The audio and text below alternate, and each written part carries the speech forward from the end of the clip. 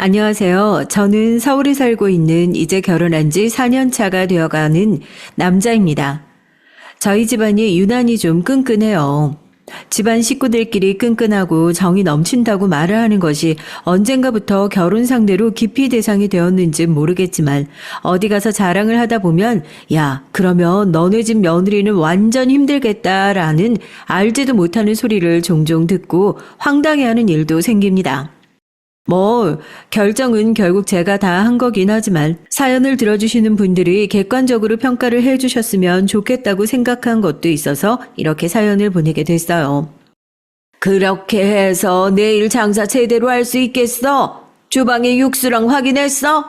내 식구가 먹는다고 생각하고 제대로 해야지. 내가 언제까지 하나하나 다 확인을 해야 돼? 어? 왜 TV를 보면 종종 그런 프로그램들 나오잖아요. 맛집 사장님들의 비밀, 몇 대째 이어서 하는 맛집의 속내, 대박 맛집 식당의 손자로 오래 살아오다 보니까 맛집의 비밀 그거 별거 없다고 생각해요. 저 나이를 먹어도 정정하게 젊은 사람들도 제대로 하지 못할 텐데 매일같이 나와서 가게를 살피시는 할머니가 있기에 가능한 일이 아닌가 싶습니다. 저희 할머니 올해 연세가 95세세요. 보통 그 나이가 되시면 거동도 불편하시고 요양원에 누워 계시고 이런 모습을 상상하기 쉬우실 텐데요. 아니요, 전혀요. 아직도 목소리 쩌렁쩌렁하시고 식당에 매일 나와서 장사할 준비는 잘 됐는지 손발 맞추는 직원들 상태는 어떤지 하나하나 직접 확인하시죠. 할머니를 보면 와, 나도 저 나이 먹어서 저렇게 살 수 있을까 생각해보곤 합니다. 아무리 생각해봐도요, 절대 못할 것 같거든요. 다른 건 몰라도 할머니의 저 열정을 어떻게 따라가요. 할머니는 아주 어렸을 때부터 장사를 하셨다고 해요. 사람들 가난해서 피죽도 제대로 못 얻어먹고 살던 시절에 계속 전라도 쪽에 계셨는데, 그러니까 저희 증조 할머니, 증조 할아버지가 대충 국에다 밥만 망걸 떠다가 시장에서 파는 장사를 하셨었고 자연스럽게 할머니는 어렸을 때부터 그 일을 봤었고요. 옛날엔 저기 역 근처에서 저녁부터 새벽까지 우동이나 가락국수를 파는 장사를 하셨다고 그러시더라고요.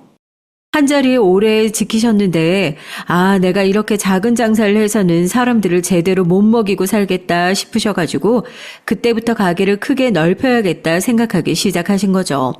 워낙 손맛이 좋으세요.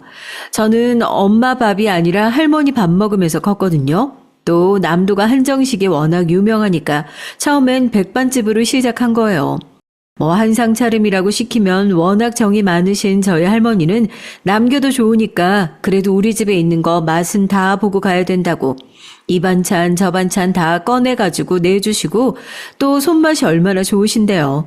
그렇게 작게 하셨던 백반집이 어느새 큰 한정식 집이 되고 연예인들이며 정치인들이며 벽에 사인이 빼곡하게 붙을 정도로 유명한 맛집이 됐다니까요. 맛집은 무슨 옛날에는 방송국에서 오는 사람들도 다 똑같은 배고픈 사람들이니까 와서 먹고 가라고 뭐가 문제냐고 죄다 받아줬는데 이제는 절대로 내 출연 안 한다고 했어. 손님만 많아지고 그냥 원래 오던 단골 손님들 줄 서느라 다시 돌아가고. 돈도 돈이지만 저희 할머니 장사 신념이라고 해야 되나요? 뚝심이 딱 있으신 분이거든요. 내 가게에 왔다 간 사람들 중에서 배고픈 사람 없어야 한다 하는 그런 거요. 당연히 저희 부모님도 결혼하시고 저 낳고 나서 할머니 가게가 워낙 잘 되니까 그러면 벌교에서 할머니 식당을 도와가지고 여기서 2호점이나 내보겠다 이렇게 했는데 할머니한테 엄청 혼나셨잖아요. 사람이 이왕 일을 하는 거면 큰 물에서 놀아야지 왜 거기서 굳이 2호점을 내려고 하냐고요. 여기서 밥 먹고 큰 애들이 다 지금 서울 나가서 살아. 너네는 서울 가서 장사해. 여기서 괜히 노인네랑 경쟁한다느니 가족들이 돈 다 쓸어 담느니 그런 소리 듣고 싶지도 않으니까 여기서 일 배워가지고 서울로 올라들 가. 저희 가족이 서울로 이사 오게 된 것도 순전 할머니 덕분이었죠. 할머니는 왜 굳이 벌교에서 할머니랑 경쟁하면서 2호점을 내려고 하는 거냐. 일을 배워서 서울로 올라가라. 부모님께 그렇게 말씀을 하시고 그렇게 일을 배우기 시작하신 부모님 덕분에 저도 학창시절을 할머니와 함께 보낼 수 있었어요. 가까이서 지켜본 할머니는요, 항상 무섭긴 하셨어도 손주 녀석한테는 늘 따뜻하신 분이었고요. 언제나 배울 점이 참 많은 사람, 존경스러운 사람, 제 기억에는 항상 그랬습니다. 뭐 장사꾼 중에 돈 안 밝히는 사람이 어디 있겠냐만 어느 정도 수준으로 올라가고 나면 그걸 다 초탈한 경지에 이르렀다고 해야 되나요? 벌만큼 벌었으면 사회에 나눌 줄도 알아야 한다고. 이제는 몸 생각해서 몸을 쓰는 봉사활동은 잘하지 못하지만 매 분기 매 해마다 기부를 하셔서 고액 기부자 명단에 이름이 올라가 있는 것은 물론이고요. 한 달에 한 번씩 주말 점심에 장사가 제일 잘 됨에도 불구하고 주말 점심에는 가게 문을 닫고 노숙자들, 독거 노인들에게 가게 문을 열고 무료로 점심을 제공해요. 이때 아니면 언제 이렇게 배불리 먹어봤겠냐고요. 식당이다 보니까 철마다 식당 이모님들과 같이 모여가지고 김장 봉사도 하고 김장해서 어려운 사람들이랑 같이 나누기도 하고 할머니가 사시는 것을 보면 정말 존경심에 혀가 내둘러질 정도라니까요. 저렇게 바쁘게 사시면서 저렇게 남을 위할 정신이 있으시구나 하고요. 장사꾼이 돈만 쫓아가면 필시 망하는 베비여. 벌만큼 벌었으면 나눌 줄도 알아야지. 이 할미나 되니까 그릇이 이렇게 커서 이 돈도 이렇게 쥐고 있는 거지. 타고나길 찌까는 그릇으로 타고난 사람들은 욕심 부리고 돈 끌어안고 살고 있다가 배돼지가 빵 하고 터진다니까. 다들 이 깜냥을 잘 알아야지. 분수에 맞게 살아야 하는 베비요. 타고난 깜냥을 잘 알아야 한다. 분수에 맞게 자기 그릇에 맞게 욕심내지 말고 살아야 한다. 할머니랑 같이 살면서 저도 인생에 꼭 필요한 지혜들을 많이 배운 것 같습니다. 그런 지혜들이 오늘날 결혼을 한 이후에 쓸모가 있어질 줄은 몰랐지만 말이에요. 할머니의 말을 듣고 제 그릇만 계속 키워나갈 것이 아니라 남의 그릇의 크기도 볼 줄 아는 사람이 되어야 하는데 미련한 손자는 아직까지 성장은 못한 모양입니다. 여튼 저희 할머니요, 차림새만 보면 뭐 식당으로 건물 세운 대박 맛집 사장님이라는 것은 사람들이 상상도 못할 정도로 그냥 수수해요. 저희 아버지랑 어머니가 할머니한테 비싸고 좋은 옷 좀 사서 입으시라고 아무리 그래도 소용이 없어요. 아유, 어머니, 그래도 좀 남들이 그러면 자식들이 어머니 돈 어디서 빼돌리는 줄 알아요. 돈도 잘 버시면서 왜 그렇게 어머니한테는 안 쓰세요? 자식 부르자 소리 듣는 게 좋으신 거 아니에요? 예, 끼놈아. 그러면 뭐 사장들은 다 머리에 비녀 꽂고 한복이라도 차려입고 다녀야 해요? 늙어서 무슨 옷도 못 입겠고, 아유, 이게 제일 편하다는데, 왜 지들이 난리여, 더 지들이. 냅둬. 또 고집하면 저희 할머니 따라오실 분이 없으시거든요. 본인은 수수하게 하고 다니는 게 편하고 좋다면서 아무리 좋은 걸 사다 드려도 절대 안 입으세요. 누구 선물로 줘버리셔서 아버지가 서운해하셨던 적도 종종 있고요. 그런데 이렇게 본인한테 돈 안 쓰고 아끼시는 분이 가족 사랑은 또 엄청나세요. 실제로 아버지와 어머니가 선물로 사다 주신 비싼 옷은 안 입으시더라도 아버지가 뭐 회사 들어가셨을 당시에 첫 월급으로 사다 주신 네이가 있는데요. 그건 면이 다 해져서 못 입는 상태가 됐는데도 아직도 장롱 한켠에 놔두신다고 하고 그거 보고 안타까워서 제가 선물로 같은 걸 하나 사드렸거든요. 이건 또 손주 녀석이 사주신 거라고 아까워서 뜯어보지도 않으셨다니까요. 그뿐인 줄 아세요? 이렇게만 얘기하면 저희 할머니 뭐 버는 것만 죽어라 벌고 남 위에서만 쓰는 고집불통 구두쇠로만 보실 것 같아서요. 아버지 어머니가 한참 할머니 밑에서 일 배우고 계시고 제가 고등학교 때였는데 고등학생 땐 수학여행 가잖아요. 인생에 딱 한 번, 전 그전까지는 해외여행이라는 걸 가본 적이 없었는데 학교에서 수학여행으로 중국 상해를 간다고 해서 얼마나 들떠 있었는 줄 몰라요. 여행 가기 몇 주 전부터 짐을 싸고 가서 뭘 입을 거다 뭘 먹을 거다 검색을 하고 할머니한테도 자랑을 하고 난리였는데 그만 일주일 전에 딱 하필이면 교통사고가 나고 만 거예요. 병원에 꼼짝없이 3주는 입원을 해 있어야 한다고. 아픈 건 둘째치고 인생에 딱 한 번뿐인 수학여행을 못 간다는 게 너무 속상한 거 있죠?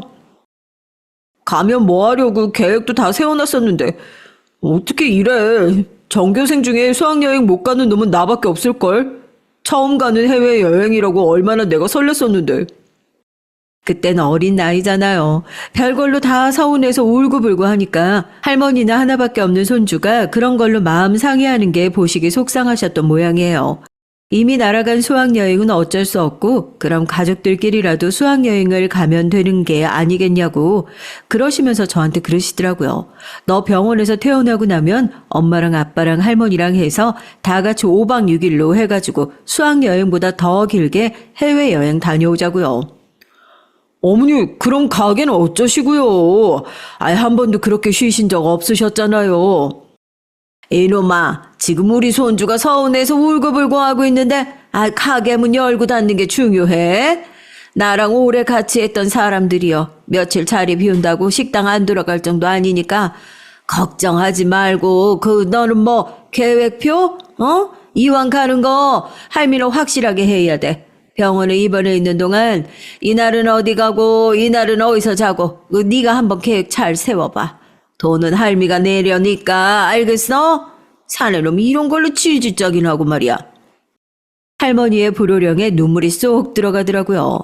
수학여행까지 거 보내줄 테니까 네가 계획 한번 제대로 세워보라고. 신나서 아픈 것도 잊어버리고 병원에서 내내 해외여행 계획만 세우다 퇴원을 하게 됐습니다.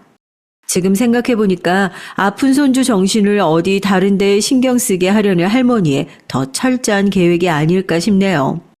계획표 보고 확실히 이놈은 날 닮아서 이런 계획 짜는 건 확실하게 잘한다면서 할머니는 아주 만족스러워 하시고 그렇게 처음으로 저희 가족 모두가 여행을 다녀오게 됐습니다. 수학여행이요? 기억에 남아있지도 않아요. 다 같이 갔었던 그 여행이 너무 즐거워가지고요. 아마 평생 잊지 못할 것 같습니다. 할머니는 저한테 그런 분이셨어요. 인생에서 늘 아쉽고 서운할 뻔한 순간들은 지혜를 통해서 더 즐거운 순간들로 바꿔주실 수 있는 그런 분이요. 어머니 아버지가 식당 일을 배우신다고 벌교에서 할머니와 함께 지냈던 것이 저에겐 정말 잊지 못할 귀중한 기억이고 그 시간에 할머니와 참 정이 많이 들었던 것 같아요. 그건 할머니도 마찬가지셨던 것 같고요. 내가 다른 놈들 가는 건 안 아쉬운데 우리 손주 가는 건 그렇게 아쉬울 수가 없네. 이 할미도 늙긴 늙나 보다. 하긴 이 나이면 뭐. 아이고 이 녀석 째려보는 것 좀 봐라. 내가 무슨 농담을 못해요 농담을. 너 이 할머니 봐라. 오래 못 살게 생겼냐? 가서도 공부 열심히 하고 엄마 아빠 말 잘 듣고 가서 식당 잘 하는지 감시 잘하고 그릇대로 살아야요. 우리 손주는 원체 타고난 그릇이 큰 사람이니까 제대로 살 거요. 걱정하지 말어. 대학 들어가는 건데 무슨 회사 들어가는 것도 아니고 제 손을 끌고 가서 백화점에서 정장 한 벌을 해주신 할머니는 이제부터는 네가 주체적으로 네 인생을 사는 거라면서 절대 주변 사람들 얘기에 흔들리지 말고 하고 싶은 일은 찾아보라고 몇 번이나 말씀해 주셨습니다. 할머니가 이렇게 말씀하신 데는 다 이유가 있으셨죠. 사실 저희 집만 봐도요. 할머니가 식당 하셔서 부모님도 이번에 올라가면 서울에 2호점을 준비하고 있어. 자연히 저에게 쏠리는 기대가 있잖아요.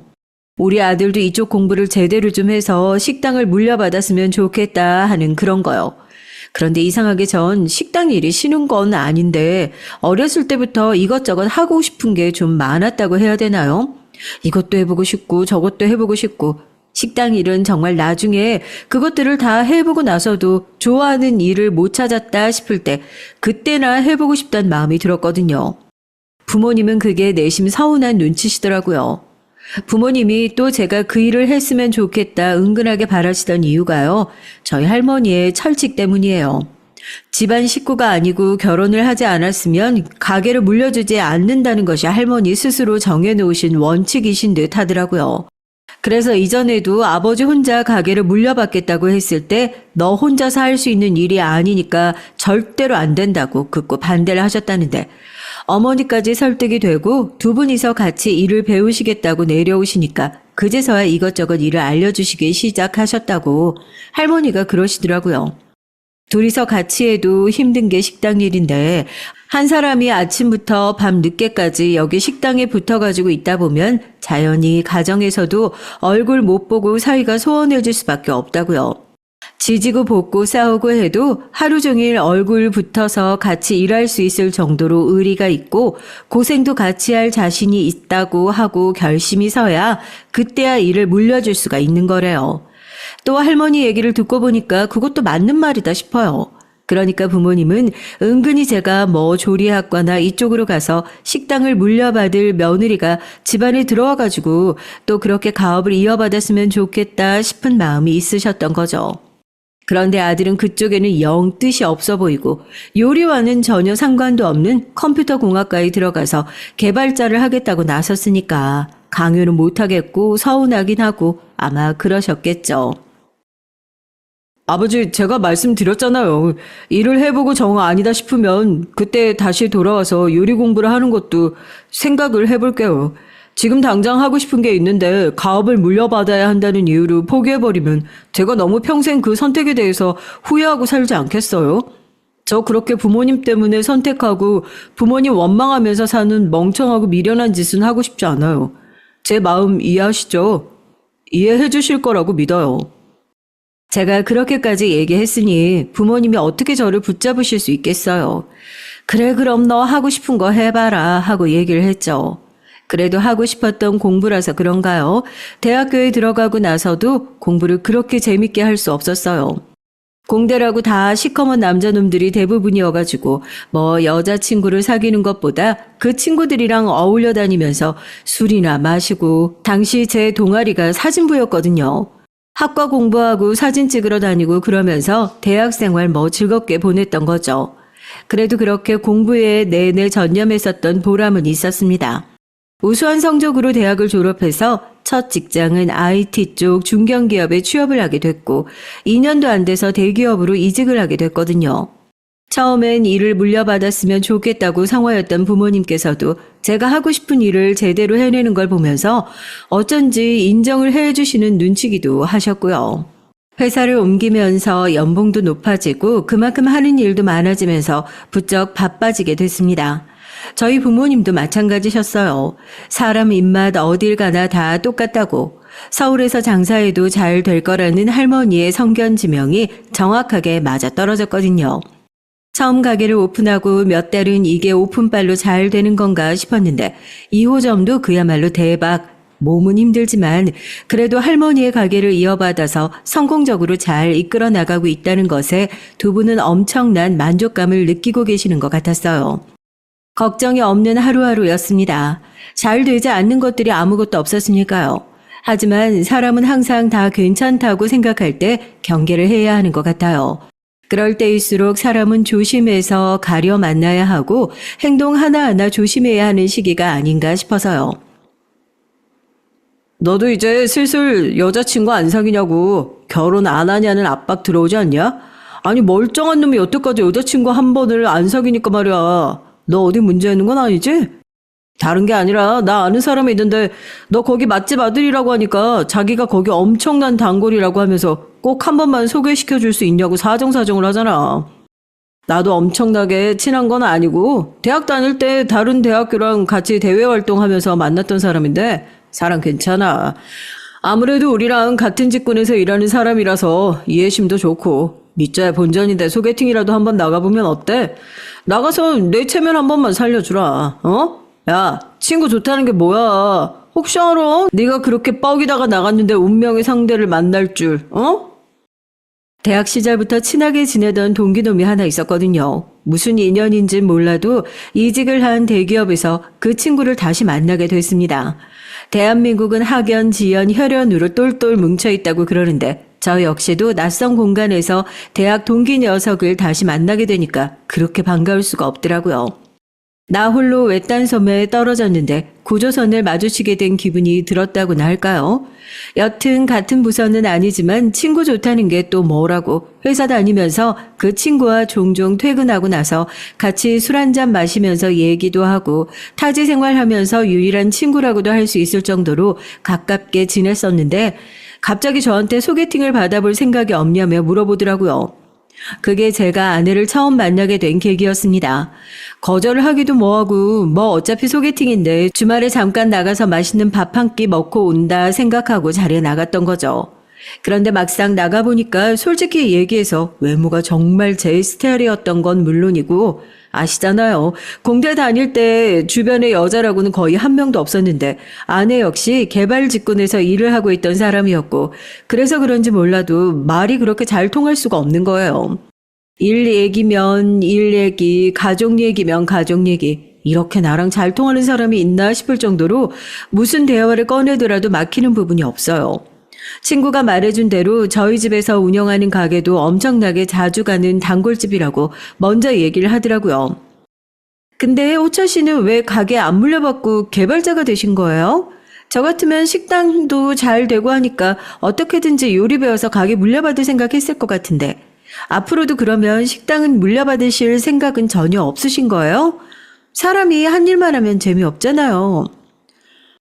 나중 돼서야 생각이 바뀔 수도 있겠지만 지금 당장은 가게를 물려받고 싶다는 생각이 전혀 없어요. 그전까지는 내가 하고 싶은 일을 좀 해보자 하는 생각이 큰데 다행히 아직까지는 제가 선택한 길이 꽤나 만족스럽네요. 지금 하고 있는 일이 재밌기도 해서 여기서 커리어 하이는 찍어보자는 마음으로 일을 하고 있어요.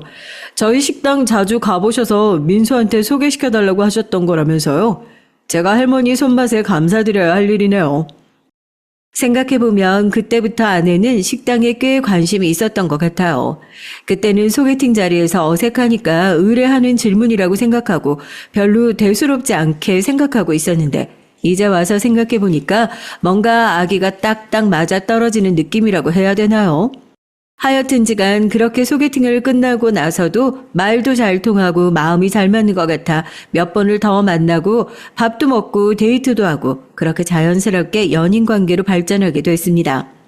슬슬 서로에게 결혼 얘기가 나오기 시작할 때쯤부터는 오히려 처음엔 크게 마음이 없고 시큰둥한 모습이었던 제가 아내를 더 좋아하고 있었던 것 같아요. 다른 게 아니라 전 가족에 대한 애정을 굉장히 중요하게 생각하는 사람이잖아요. 가족 간의 관계도 꽤나 끈끈한 사람이고요.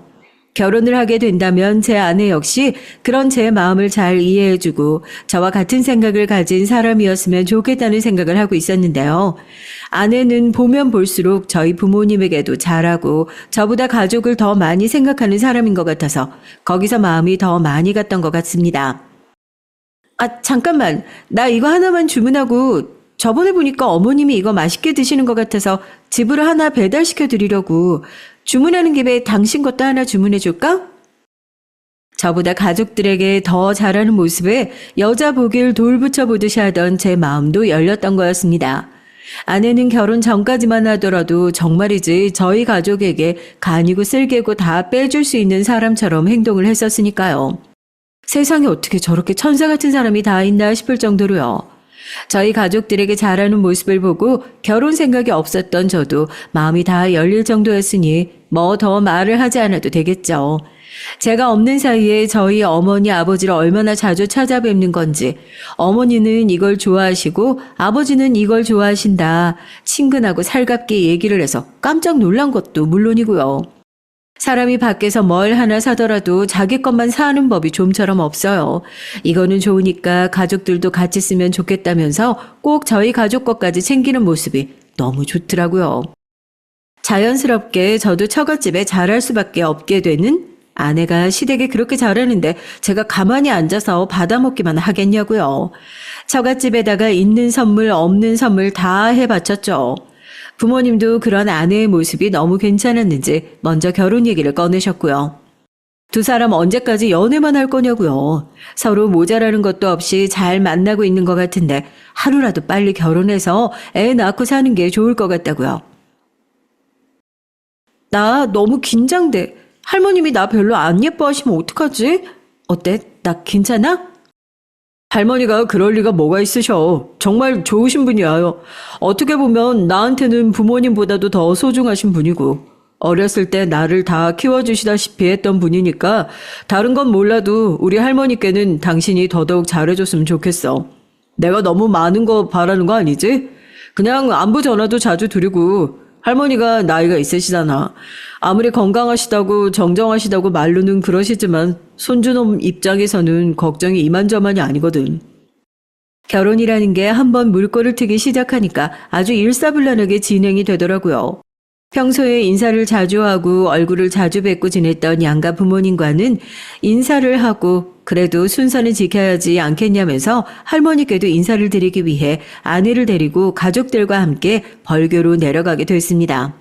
아내는 할머니가 본인을 마음에 들지 않아 하면 어떡하냐면서 괜한 걱정을 하더라고요. 그때까지만 해도 괜한 걱정이라고 생각했어요. 할머니께서는 제가 한 결정에 한 번도 반기를 드셨던 적이 없으셨으니까요. 그게 설령 잘못된 선택이라고 하더라도 손주놈이 한 선택이기 때문에 다 뜻이 있겠거니 그 뒤에 어떤 후폭풍이 오더라도 대체로 저의 선택이라면 다 웃으면서 그게 우리 손주의 그릇이겠거니 하고 품어주셨던 것 같아요. 결혼도 하기 전에 벌써 이런 얘기나 꺼내고 말이야. 나한테 온 이유가 뭐냐? 허락받으러 온 게야? 내가 지금 이 자리에서 아무리 생각을 해봐도 이 애는 별론 것 같다고 하고 딱 잘라서 얘기하면 그러면 너 진짜로 결혼이라도 안 할 거니? 할머니, 그게 무슨 말씀이세요? 이 사람은 그냥 아무 의미 없이 분위기 풀려고 한 얘기예요. 할머니가 뭔가 오해를 하신 것 같은데 절대 그런 욕심 가지고 할머니한테 얘기 꺼낸 게 아니라고요.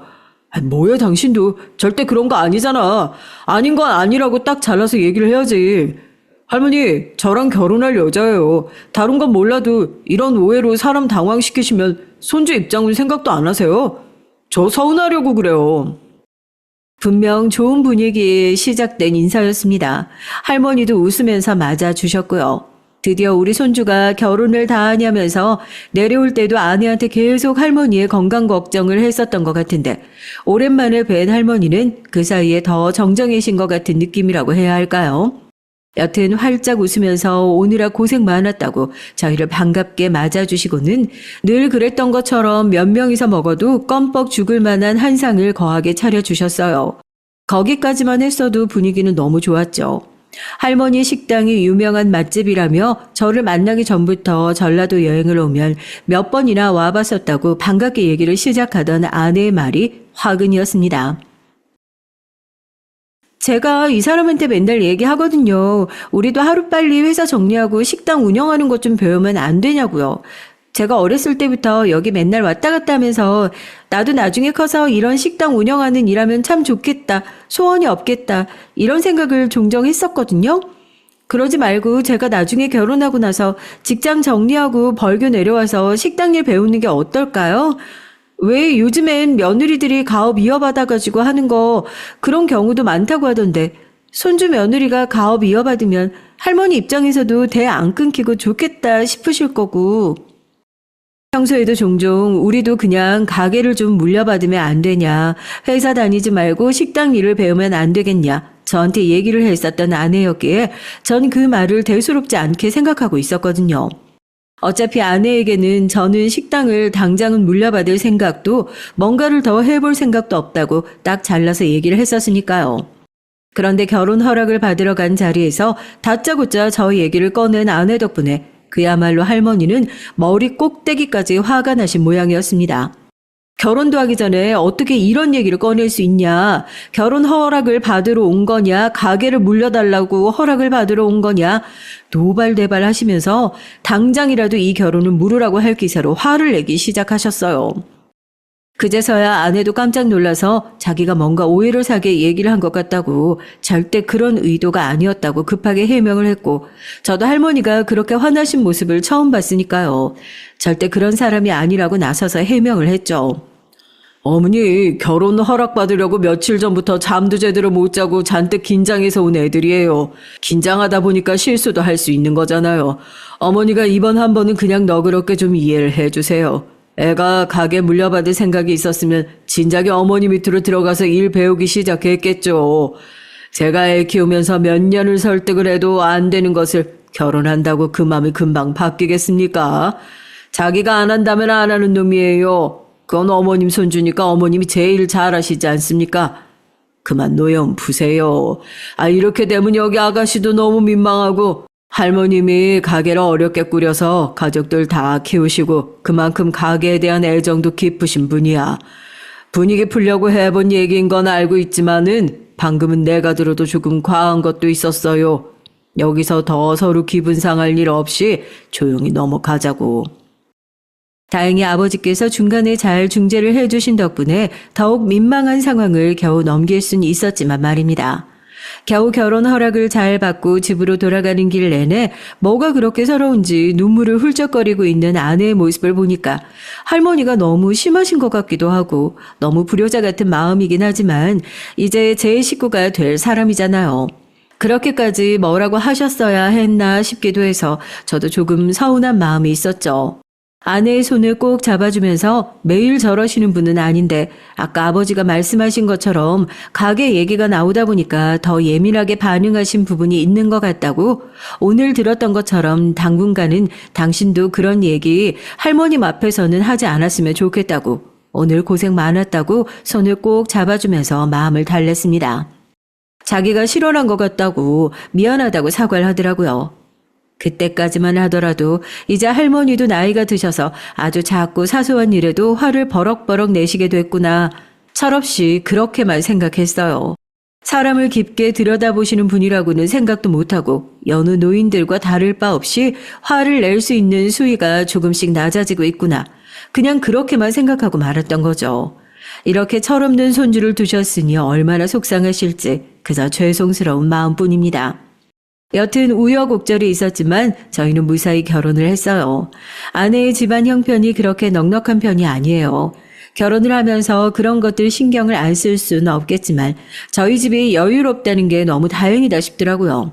같이 어려웠으면 누구를 도와주고 말고 그럴 생각조차 하지 못했을 텐데 그래도 다행히 저희 집이 조금 더 잘 사는 편이니까 지금은 내가 더 보태서 결혼하고 앞으로 차차 더 나아지지 않겠냐고 그렇게 기가 죽어있는 아내의 기운을 북돋아주기까지 했습니다.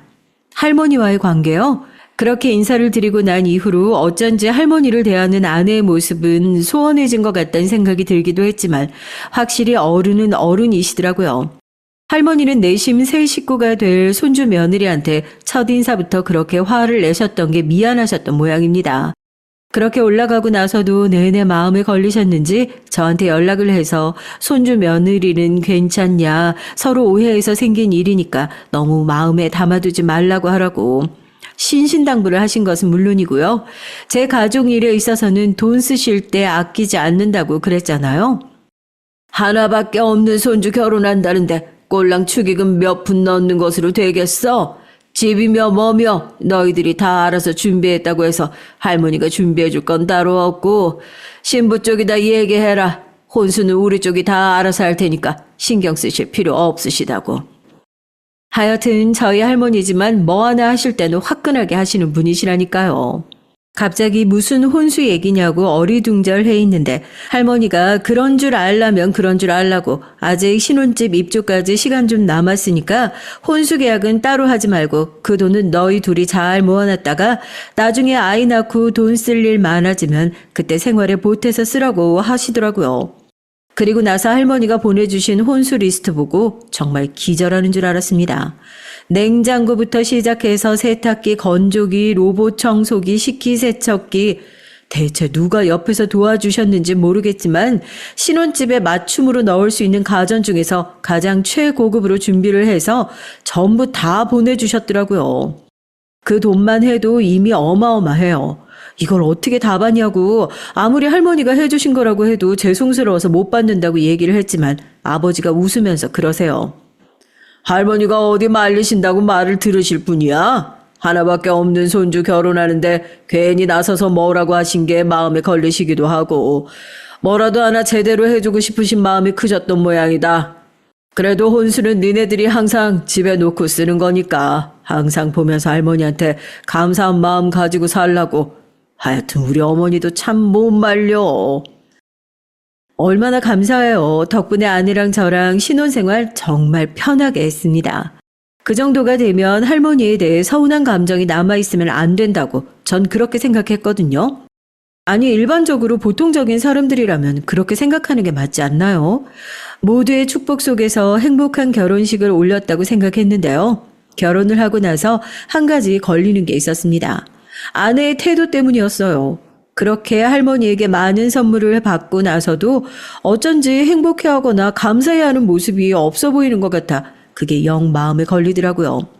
제가 뭐 나서서 호들갑을 떨면서 할머니 너무 감사해요. 할머니 덕분에 이렇게 잘 살고 있어요. 하라는 것도 아니지만 뭐라고 해야 할까요?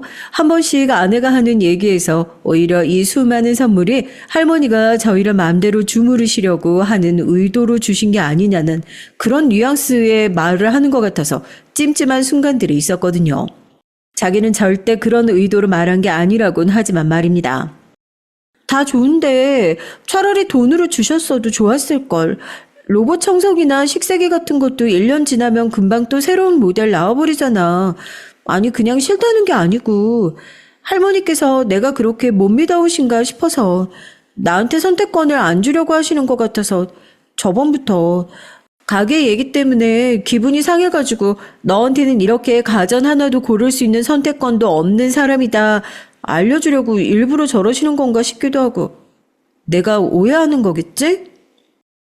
저 정말 장담하는 건데 저희 할머니가 그렇게 꼬아서 생각하시고 나쁜 의도를 생각하실 사람이 절대 아니시거든요. 거기서도 아내한테 버럭 화를 냈었죠. 선물을 주시면 감사하고 기쁜 마음으로 받아야지 어떻게 이렇게 귀한 것들을 받아놓고도 그렇게 사람이 선한 의도를 파악하지 못하고 꼬아서 생각할 수 있냐고요.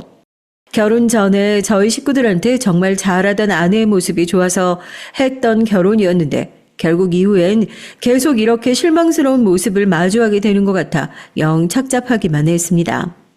하지만 아내와 그런 투닥거림도 오래가지 못했어요. 결혼하고 나서 한 2년간은 회사에서 제 승진을 앞두고 있어서 매일 밤 늦게까지 야근을 하고 아내의 얼굴도 겨우 보고 잠들 정도로 정말 바빴었거든요. 싸울 새가 어딨어요. 지친 몸 이끌고 집에 들어와서 아내 얼굴 겨우 보는데요. 그래도 나름 신혼인데 너무 아내를 외롭게 해두는 것만 같아서 여간 미안한 게 아니었죠. 그렇게 바쁜 와중에 또 애는 어떻게 생겼냐 물어보시면 그것도 할 말이 없어요.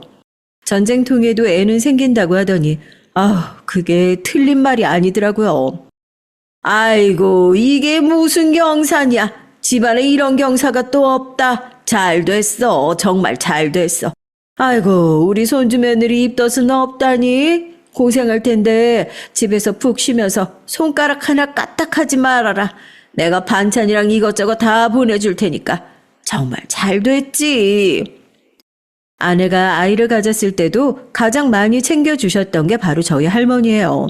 입덧이 심한 아내가 어떤 음식을 가릴 줄 모른다고 좀 유일하게 먹을 수 있었던 게 할머니가 하셨던 동치미여서 매달 동치미를 새로 해가지고 보내주실 정도로 그렇게 지극정성이었습니다. 맨날 할머니가 장난식으로 나는 오래 살아서 증손주 대학 들어가는 것까지 보고 죽을 거라고 그러셨는데 그래도 증손주 세상에 태어나는 건 기어이 보시는구나 싶어서 저도 웃음이 다 나오더라고요.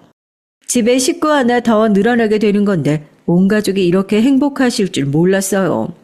아내랑 짧게 투닥거리던 것도 아이가 생긴 이후에 또 끊겼고 저야 그야말로 아내를 여왕님처럼 떠받들고 모시기 바빴으니까요. 저희 아내 콧대는 날이 갈수록 올라갔던 것 같아요. 생각해보세요. 온 식구들이 그렇게 임신한 아내를 어화둥둥 모시고 살지 저희 할머니가 매달 입덧 할까봐 노심초사하면서 동치미 새로 담궈 보내줘. 세상에 이런 대접받고 사는 며느리가 요즘 어딨냐고요.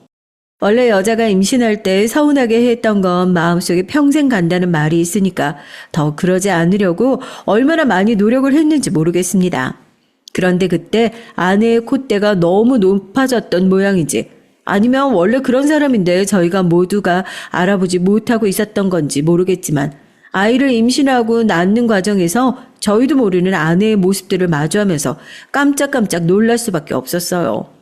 저희 가족들을 최고로 생각하던 아내의 모습은 온데간데 없었거든요. 아니 산후조리원 얘기는 왜 한마디도 없으셔? 그렇게 어와둥둥 하실 땐 언제고 손주 낳느라 힘든 거 생각은 안 하시고 산후조리는 나 혼자 알아서 해라 이거야? 난 가끔 식구들 보면 이해가 안 될 때가 한두 번이 아니야. 집에 돈도 많으시던 분들이 이상하게 내가 남의 집 식구라 그런가 나한테만 돈 아끼시는 기분이 든다고 해야 되나? 당신한테는 척척해주는 것 같은데 거기에 내가 껴있으면 지갑을 탁 닫으시는 것 같다고. 어머니가 아내한테 제일 좋은 산후조리원을 추천해 주시고 싶다면서 백방으로 알아보시는 와중에 왜 산후조리원 얘기는 한마디도 없냐면서 저렇게 툭 볼멘 소리를 하는 것은 물론이었고, 아이를 낳고 나서도 아이 용품을 제대로 사주지 않는 것 같다. 말도 안 되는 트집이 슬슬 늘어나기 시작했죠. 그럼 뭐 처갓집에서는 제대로 해주셨냐고요? 아이 낳고 나서 고생했다고 봉투 하나 쥐어주시는 꼴을 못 봤어요. 대체 왜 그렇게 맨날 우리 집만 잘해야 하는 건지, 그렇게 받아놓고 나서도 뭐가 모자라서 저렇게 맨날 입이 대빨 나와 있는 건지, 순간 저도 결혼을 잘못했을지도 모르겠다라는 생각이 머릿속에 스쳐 지나가면서 아차 싶더라고요. 그리고 얼마 전 아이의 돌잔치를 하면서 그동안 쌓여왔던 모든 것들이 한 방에 터지고야 말았습니다. 돌잔치를 준비하면서도 말 많았죠. 무조건 호텔에서 해야 한다. 뭐 한복은 어디서 해야 한다. 두 사람의 벌이가 뻔히 정해져 있는데 분수에 맞게 좀 하자고 얘기를 해도 저희 집에서 당연히 하나밖에 없는 손주의 돌잔치에 돈이라도 대주시지 않겠냐는 아내의 뻔뻔한 태도에 이미 머리 꼭대기까지 화가 나 있는 상태였어요. 행사 전에도 그걸 이유로 한바탕 했던 상황이었고요. 결국 절충해서 제가 원하던 행사 장소에서 행사를 진행하게 됐고, 며칠 전에 직접 가서 모셔오겠다는 저희 가족의 제안도 다 뿌리치시고 그냥 혼자서 버스를 타고 올라오시겠다는 할머니께서도 일찌감치 행사장에 도착하셔서 환히 웃으며 저희를 맞아주셨습니다. 할머니께서 저를 따로 부르시더라고요. 이 할머니가 오늘 급하게 올라오느라 돌반지만 하나 들고 왔어. 우리 손주 첫돌에 무슨 선물을 줘야 의미가 있을까 많이 고민을 했는데 벌교에 있는 땅 하나, 건물 하나 우리 손주 앞으로 돌려주려고 준비 중에 있다. 건강하게 잘 키워. 너처럼 똑똑하고 현명하게만 자라면 이 할미는 더할 나위 없이 좋겠어. 오자마자 손주에게 주실 깜짝 선물 얘기에 제가 펄쩍 뛰니까 좋으면서 뭘 그러냐고 행사나 잘 마무리하라고 종종 걸음으로 또 들어가시더라고요. 그리고서는 한복자락에서 예쁜 돌반지를 하나 꺼내 제 아내의 손에 꼭 쥐어주셨습니다. 의미 있는 날이고 하니까 반지는 그냥 의미만 가진다 생각하고 가지고 있으라고요. 저희 아내가 올라오시느라 고생 많았다고 감사하다고 하면서 웃으면서 반지를 받아들었고 할머니는 자리에 돌아가 앉으셨어요. 그런데 아이를 안아들고 뒤를 돌아서자마자 아내가 혼잣말처럼 중얼거리는 소리를 듣고 전 그야말로 충격을 금치 못했습니다. 뭐야, 노인네 돈 많다고 그렇게 자랑을 하더니만 하여튼 나한테 주는 건 죄다 아깝지 아까워. 한 돈짜리야? 난 또 한 5돈은 되는 줄 알았네. 그 얘기를 듣자마자 그동안 쌓여 있었던 화가 한꺼번에 폭발하는 것 같았습니다. 그 소리를 듣고도 참고 있다면 그건 저를 그동안 사랑으로 키워주신 부모님과 할머님에 대한 배신이 아닐까 싶더라고요. 아내의 품에 안겨있는 아이를 확 빼앗아 들고 아내에게 지금 무슨 소리를 하는 거냐며 호통을 쳤습니다. 순식간에 장내가 얼음장처럼 얼어붙었고 부모님께서 달려오셨죠. 지금 여기 어른들 다 모셔놓고 싸울 일이 있어도 밖에서 싸워야지 지금 무슨 소리를 하는 거냐고요. 아내는 자기가 했던 말이 있으니까 아무런 말도 못하고 입을 꾹 다물고 있더군요. 전 마이크를 집어들고 장내에 있는 손님들이 모두 들을 수 있도록 얘기를 시작했습니다. 오늘 이 행사를 축하해 주시기 위해서 자리에 모여주신 손님들께 정말 죄송하다는 말씀 먼저 드립니다. 저희 아들의 돌잔치를 축하해 주시러 오신 많은 분들 앞에서 감사하다는 인사를 드리면서 저 이 자리에서 저희 아내와 이혼하겠다는 말씀을 올리려고 합니다. 그동안 저는 저희 아내가 제가 아닌 저희 가족의 돈을 보면서 사는 것을 외면하면서 살고 있었습니다. 그저 저희 가족들한테 잘하는 아내의 모습이 좋아서 착하고 순한 사람이라고만 생각하고 언젠가 예전 모습으로 다시 돌아올 거라 믿고 기다리고 있었는데 오늘 아내의 추악한 진실을 본 이상 더 이상 이 사람이 제 아내의 엄마로 함께 살아가는 모습을 볼 수 없을 것 같습니다. 진심으로 죄송합니다. 부모님께도 할머님께도 이런 자리에서 이렇게 얼굴에 먹칠을 하게 돼서 정말 죄송하지만 이 사람이랑 앞으로 살아가는 게 더한 먹칠인 것 같아 내린 결정이니까 부디 용서해 주시면 감사하겠습니다. 무릎을 꿇고 고개를 숙인 제 옆에서 아내는 길길이 날뛰기 시작했어요. 자기는 이혼 절대 못 해준다면서요. 이혼? 누구 맘대로 이혼이야? 야, 나 돈 없다고 무시한 건 니네 집 식구들이잖아. 니네 노인네가 꼴랑지 증손주 돌잔치에 한돈짜리 반지 들고 와서 나한테 찔러주는 게 이게 무시가 아니면 뭔데? 어? 니네 집 식구들이 지금 나 무시하고 있는 거잖아. 그때 할머니가 나와서 혀를 차시면서 아내의 뺨을 시원하게 올려붙이셨고 아내는 아무런 말도 하지 못하며 눈만 끔뻑끔뻑 뜨고 있더군요. 할머니는 네가 대체 잘못한 게 뭐가 있어서 여기 이렇게 사람들 다 보는 데서 무릎을 꿇고 있냐고 정작 무릎을 꿇어야 할 사람은 따로 있지 않냐면서 호통을 치시더라고요.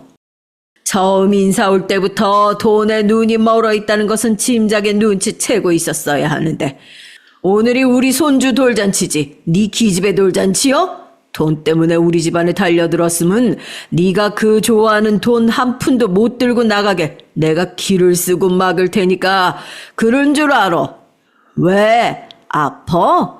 겨우 딱이 안 된 맞은 걸로 아파? 우리 가족들이 너한테 뒤통수 맞아가지고 아픈 건 생각도 안 하냐? 어디 두고 보자. 누가 이기고 누가 지나?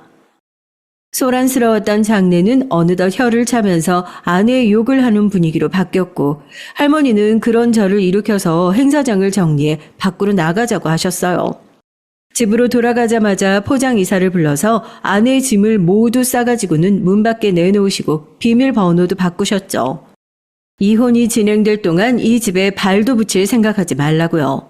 어머니와 아버지는 왜 먼저 뺨을 때리셨냐고 나중에 혹시라도 어머니한테 피해가 가면 어떡하냐고 전전긍긍이셨지만 할머니는 단호하셨습니다. 결국 벌 받을 놈이 벌 받게 되어 있다면서 아예 뿌리를 뽑아야 한다고요. 지금 아내 쪽에서는 변호사를 통해서 그럼 재산 분할이라도 해달라 협의 이혼을 해주겠다 하는 식으로 저희를 회유하고 있고 저희는 가정의 소홀하고 가정을 욕보였던 규칙 사유는 모두 아내에게 있으니 협의는 해줄 수 없다로 팽팽하게 맞서 싸우고 있는 상황입니다. 어떤 분들은 저희 가족이 아내에게 너무 가혹했다고 욕을 하시던데 객관적으로 누가 잘못했는지 듣고 싶어서요. 정말 이거 제가 문제인 건가요? 안녕하세요. 저는 시어머니와 함께 살고 있는 50대 여성입니다. 제게는 아들이 있는데 둘 다 타지에 있는 사관학교에 다니는 중이라 집에는 시어머니와 저 둘뿐이죠. 시어머니라고 하면 한없이 어려운 존재잖아요. 물론 제 얘기를 듣고 계시는 분들 중 몇몇 분들에게는 끔찍한 존재일 수도 있겠고요. 하지만 제게 있어 시어머니는 남편과의 마지막 약속이자 20년 동안 의지할 수 있었던 유일한 어른이기도 하답니다. 시어머니께서 아시면 나이 50 넘어서 무슨 징그러운 소리 하냐고 혀를 차시겠지만 진심 전 그렇게 생각하거든요. 남편은 정말이지 성실함을 사람으로 만들어준 그런 존재였어요. 정비공이던 남편은 항상 버스 첫 차를 타고 출근을 했었죠. 가장 먼저 출근해서 기계들 이상 없는지 살펴보는 것이 자기의 할 일이라고 새벽 4시 30분만 되면 벌떡 일어나 출근 준비를 했어요. 하루도 빼놓지 않고 말이에요. 거기다 가족들은 또 얼마나 그렇게 챙기는지 특히 시어머니께 하는 것을 보면 곁에서 보는 사람들이 혀를 내두를 정도였답니다. 물론 남편에게도 형제들은 있었어요. 남편에게는 2명의 형과 여동생이 있었거든요. 하지만 여동생을 제외한 다른 형제들하고는 사이가 좋은 편이 아니더라고요. 솔직히 말하자면 그냥 다른 형제들이 남편을 무시하고 있었어요. 처음엔 그 모습을 봤을 때 너무 화가 나서 다 엎어버리고 싶었죠. 그렇다고 제가 화를 내면 뭐 하겠습니까? 남편은 아무런 반응이 없는걸요. 하지만 얼마 지나지 않아 왜 남편이 그런 반응을 보이는지 알 수 있었답니다. 남편이 시부모님과는 피 한 방울 섞이지 않은 타인이었기 때문이에요. 아주 어린 나이에 입양이 되었다고 하더라고요. 시아버지의 오랜 지인이 사고로 세상을 떠나는 바람에 혼자 남은 남편을 시아버님께서 자식으로 삼은 것이라고요. 가족들에게 조금이라도 상의를 했으면 좋았으련만 시아버님은 그렇게 배려심이 있는 분이 아니셨던 것이 문제였죠. 거기다 어린 나이에 아무것도 모르는 아들의 질투심은 상상 이상이었고요. 오히려 그 정도가 심해져서 지금까지도 계속되어 오고 있고 남편은 사춘기 때 그 사실을 알았고 그 이후로부터는 형제들의 괴롭힘에도 아무런 반응을 보이지 않게 됐다고 말했습니다. 아무리 그렇다고 해도 전 남편을 자꾸만 무시하는 시댁 식구들을 그냥 보고만 있을 수는 없었어요. 그래서 몇 번 크게 다투기도 했고요. 그때마다 남편은 무시하고 넘어가면 될 일을 왜 자꾸 상대를 해서 스스로를 힘들게 하느냐고 한숨만 쉬었습니다. 하루는 평소와 다름없이 출근 준비를 하던 남편이 갑자기 제게 시어머님 얘기를 꺼내더라고요.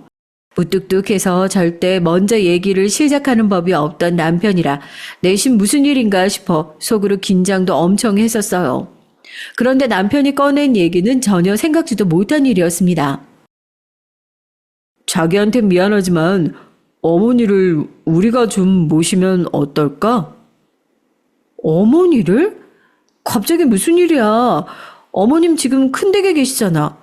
큰 집에서 무조건 자기들이 모실 테니까 한 달에 100만 원씩 생활비 보태달라고 난리쳤던 게 3개월 전 아니야? 제 말에 남편은 길게 한숨을 내셨어요. 혼자 계시던 시어머니께서 다리를 다치시는 바람에 병원에 한동안 입원을 하셨거든요. 퇴원을 한다고 해도 아직 다리가 불편하시니 혼자 두는 것은 좋지 않다는 생각에 형제들 중 누군가 나서서 시어머니를 모시기로 했어요.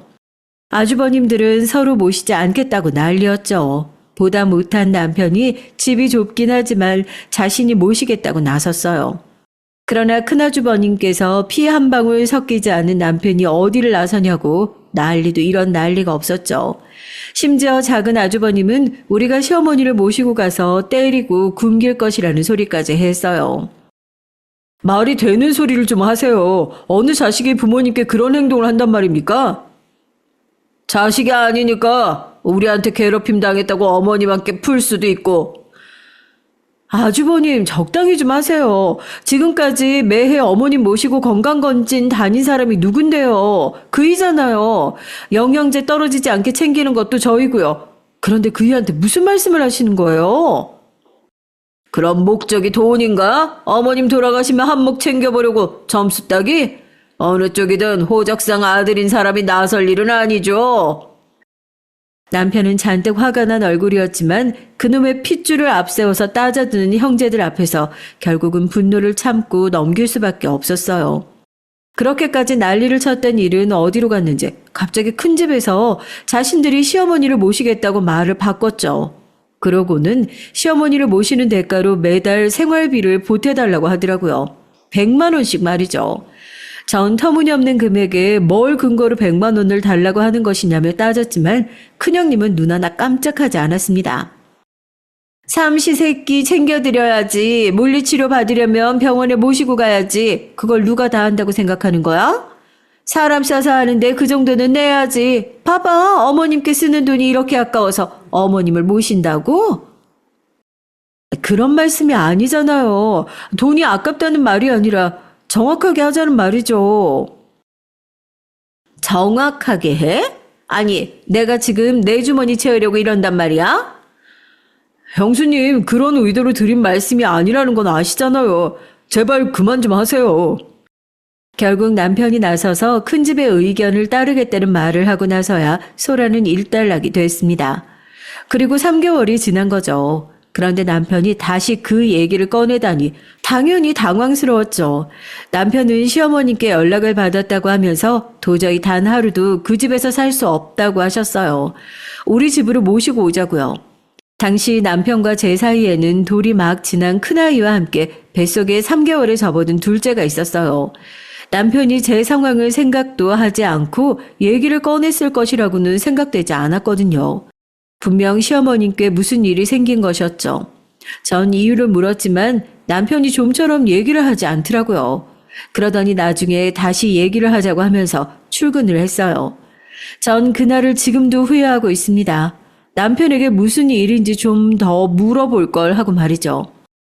그리고 남편이 원하는 대답을 시원하게 해주지 못한 제 자신을 참 오랫동안 몰아붙였답니다.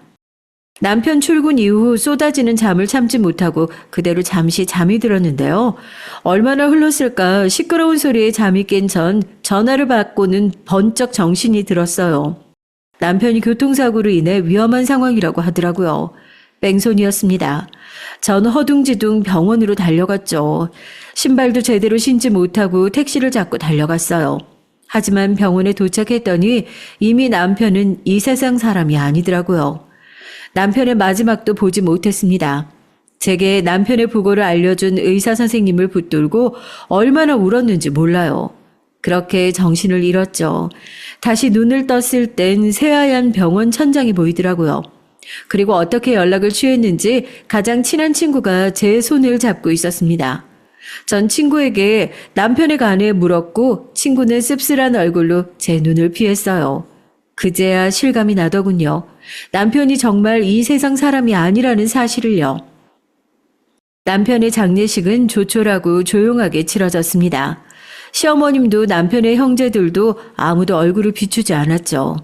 남편의 사고 소식에 바로 연락을 드렸지만 연결이 되지 않았거든요. 상주 자리에는 배가 조금씩 불러오는 저와 아직 한참은 어린 첫째와 함께 서 있을 수밖에 없었습니다. 저 역시 어릴 때 부모님을 잃고 할머니 손에서 자랐기에 친척이 하나도 없었거든요.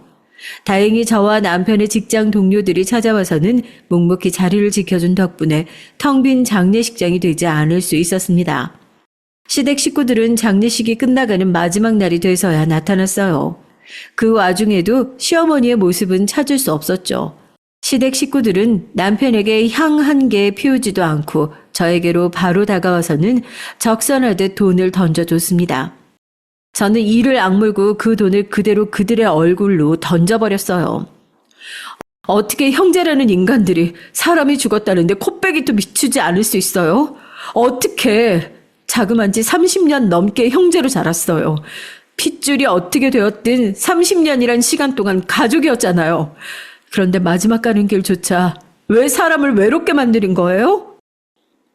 형제? 우리가 30년 한 집에서 살았던 게 우리 의지인 줄 알아? 다 어머니 아버지 마음대로 벌인 일이라고. 한 번도 형제라고 생각한 적 없어. 섭섭지 않게 넣었으니까 받아두고 신경 쓸 일 만들지도 말고 그냥 서로 보지 말고 살았으면 좋겠네. 그 사람들은 제가 뭐라 대답하기도 전에 장례식장을 벗어났죠.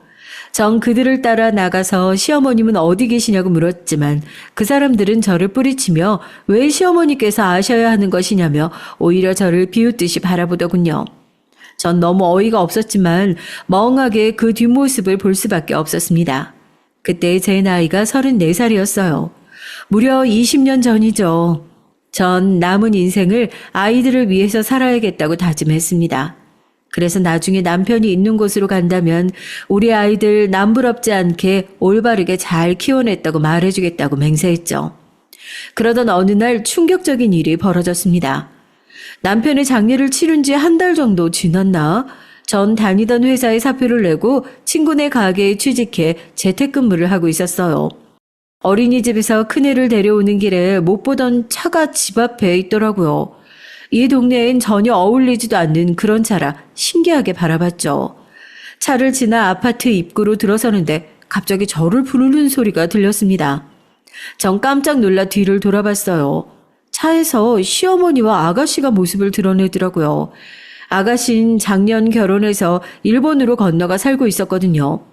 남편을 유일하게 가족으로 오빠로 대해준 사람이 아가씨였어요.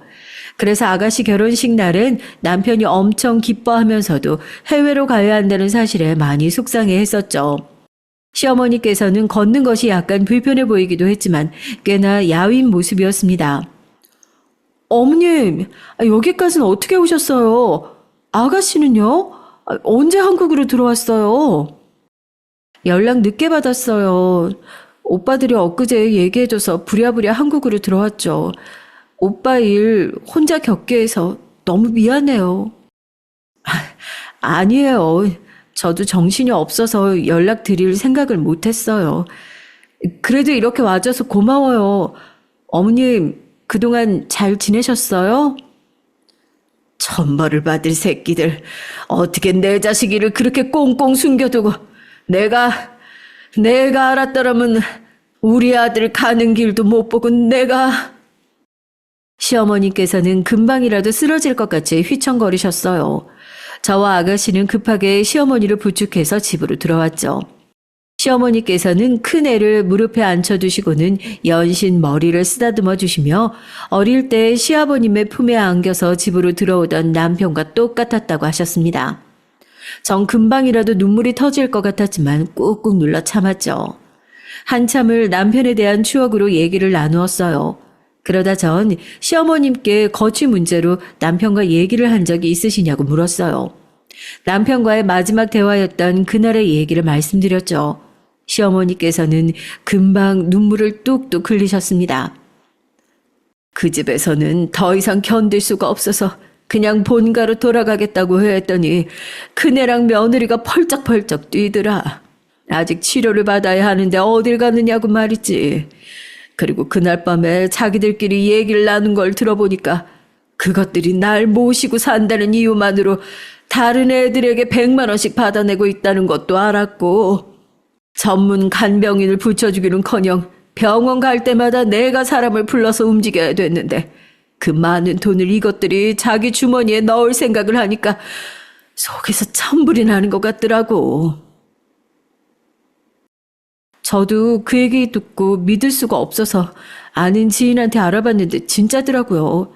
너무 어이가 없기도 하고 큰 소리를 그렇게 쳤으면서 엄마를 방치하고 있었다는 것이 너무 화가 나기에 따질 생각으로 전화를 걸었더니 대뜸 막내 오빠가 이제 이 세상 사람이 아니라고 하잖아요. 그래서 바로 들어왔죠. 그럼 그이 그렇게 되었다는 사실조차도 듣지 못하셨어요? 미안하다. 매일같이 전화하던 막내가 소식이 뚝 끊겨서 걱정은 됐지만 바빠서 그렇다는 말을 고지고대로 그냥 믿어버렸어. 미안하다. 내 새끼 마지막을 그렇게 보내다니. 제 손을 잡고는 연신 미안하다고 말씀하시는 시어머니의 모습을 보니 장례식장에서의 일이 떠올라 마음이 다시 아팠지만 애써 괜찮다고 대답했어요. 시어머니께서는 앞으로 어떻게 할 생각이냐고 도와줄 일은 없느냐고 물어보셨지만 전 아무것도 필요 없다고 단박에 거절했죠. 시어머니께서는 경제적으로든 무엇으로든 다 도와줄 수 있다고 원하는 것을 얘기하라고 했지만 전 아무것도 바라는 것이 없었답니다. 시어머니께서는 섭섭한 얼굴을 하시고는 자리에서 일어나셨죠. 아가씨의 부축을 받으며 움직이시는 시어머니 모습을 보자 문득 남편과의 마지막 대화가 떠오르더라고요. 전 현관을 나서려는 두 사람을 붙들고 큰 용기를 내서 말했습니다. 어머니, 제가 어머니를 모시고 살면 안 될까요? 언니 지금 뭐라고 하셨어요? 이제 배도 불러올 텐데 언니 혼자서 어떻게 다 챙기려고요. 언니 힘들어요. 그이가 그랬어요. 어머니 모시고 살고 싶다고. 어머니를 우리 집으로 데려오고 싶다고. 그런 그이에게 그렇게 하자고 속 시원하게 말을 못 해줬어요. 늦었지만 그이가 원했던 일 제가 하고 싶어서 그래요. 제가 모시고 살게요. 시어머니께서는 가만히 제 얼굴을 바라보셨죠. 어쩌면 이 얘기를 듣고 계시는 분들은 저의 이런 결정이 무모하고 어리석다고 잔소리하실 수도 있겠네요. 남편도 없는 시댁에 들어갈 생각을 할 수 있느냐고 하실 수도 있고요. 하지만 전 진심이었습니다. 남편의 소원을 들어주고 싶었거든요. 시어머니께서는 한참을 그 자리에 가만히 계시더니 그렇게 하자고 하시며 이 집은 정리하고 본가로 들어오라고 하셨죠. 정말 모든 일은 일사천리로 진행됐습니다. 아가씨가 큰 도움이 됐어요. 다행히 본가가 멀리 있는 것이 아니라 저는 이삿짐을 불러 정리하고 남편과 추억이 쌓인 것들만 따로 제가 챙겨 본가로 들어갔어요. 본가에는 언제 왔는지 큰형님이 와 계시더라고요. 큰형님은 시어머님 앞임에도 불구하고 제게 삿대질을 하기 시작했습니다. 이게 다 무슨 짓이야? 내가 분명히 말했지. 앞으로 서로 볼 일 없이 살자고. 내 말이 말 같지 않아? 제가 여기 있든지 말든지 형님이랑 무슨 상관이라고요. 그리고 전 어머님과 살려고 왔지 형님이나 아주버님하고는 조금도 관계가 없거든요. 형님이 어머님 모시고 살 것도 아니잖아요. 뭐야? 아니, 그럼 어머님께서 본가로 돌아가시겠다고 했던 게 다 동서가 꾸민 일이야? 무슨 자격으로 동서가 어머님을 모시는데? 제가 왜 자격이 없어요? 어머님 막내 며느리가 전데? 형님만 며느리인 줄 아세요? 막내 며느리 좋아하네. 남편도 없는 시댁에 꾸역꾸역 들어와서 살려는 의도가 뭐야? 왜? 돈이 부족해? 그래서 거머리처럼 여길 들어오는 거야? 어머님 등골이나 빨아먹고 살려고? 전 당장이라도 큰형님의 머리채를 잡고 흔들고 싶은 충동이 들었어요. 아마 제가 임신한 상태가 아니었다면 달려들었을지도 모르겠네요. 전 너무 화가 나서 덜덜 떨리는 손을 꼭 부여잡고는 최대한 분노를 가다듬었습니다. 큰형님의 폭언에 아가씨가 잔뜩 화가 난 얼굴로 다가와서는 말을 왜 그렇게 하느냐고 따져 물었죠. 큰형님은 결혼을 했으면 이제 이 집 식구가 아니니까 나서지 말란 말을 하더라고요. 그 말에 더 화가 난 아가씨는 그동안 시어머니를 어떻게 방치했는지 하나하나 열거하면서 시어머니를 모시고 산다고 큰소리치더니 이게 다 뭐냐고 큰형님을 몰아붙이기 시작했습니다. 하지만 큰형님은 부끄러워하기는커녕 뭐가 잘못이냐고 도리어 고개를 쳐들고 어깨를 쫙 펴더라고요. 참 어처구니가 없었죠. 그 소리를 다 듣고 계셨는지 시어머니께서 나오셔서는 큰형님에게 당장 이 집에서 나가라고 하셨어요. 어머님, 저희가 어머님에게 얼마나 최선을 다했는데 이렇게 나오실 수 있어요? 그리고 동서를 집에 들이시다니요. 서방님도 죽은 마당에 동서랑 같이 사실 생각은 아니시겠죠? 이미 인연은 끊어졌어요. 동서가 무슨 짓을 할 줄 알고요. 제가 형님인 줄 아세요? 전 형님처럼 그렇게 돈에 눈 돌아간 사람 아니거든요. 뭐? 방금 뭐라 그랬어? 어머님 앞에 계신데 사람을 어디서 함부로 모함이야? 형님이야말로 뭘 근거로 저를 그렇게 몰아가시는데요. 왜요? 어머님께서 앞으로 본가에서 저랑 산다고 하시니까 매달 들어오던 돈이 아쉬우세요? 아니면 제가 형님처럼 매달 100만 원씩 달라고 할까봐 걱정되시나 봐요. 저의 마지막 말에 큰형님은 당황했는지 말도 제대로 못하시고는 결국 손을 올리시더라고요. 하지만 제가 어디 얌전히 맞아줄 사람은 또 아니죠. 저는 제게 휘두르는 큰형님의 손을 낚아채고는 어디다 손을 올리냐고 따져 물었어요. 큰형님이 당장 놓으라고 신경질을 내며 시어머니께 이렇게 흉포한 사람하고 어떻게 사실 생각이냐고 하더라고요. 그러면서 지금이라도 자신을 따라 큰 집으로 가자고 말했죠. 하지만 시어머니께서는 그런 일은 두 번 다시 없다고 하시면서 다시금 큰형님께 당장 나가라고 하셨어요. 큰형님은 제게 두고 보라고 하고는 쿵쾅거리는 소리를 내며 나갔습니다. 그날 저녁 짐이라고 해봤자 옷과 책 그리고 몇 가지 물건들이 전부였던 전 빠르게 정리를 하고는 저녁 준비를 했어요. 예전에 어머니께서 김치전을 좋아하시던 것이 기억이 나서 저녁상에 김치전이나 올릴까 싶어 반죽을 만드는데 큰형님이 아주버님 두 분과 함께 나타나셨죠. 작은 아주버님은 저를 보고는 인상을 팍 쓰시더니 제 어깨를 세게 밀치고 시어머니께서 계시는 방으로 들어가셨습니다. 큰아주버님은 무슨 낯짝으로 여기에 있느냐고 하더니 빌붙을 생각하지 말고 당장 나가라고 했고요. 큰형님은 그런 아주버님 두 분의 반응이 상당히 만족스럽다는 표정이었습니다. 그때였어요.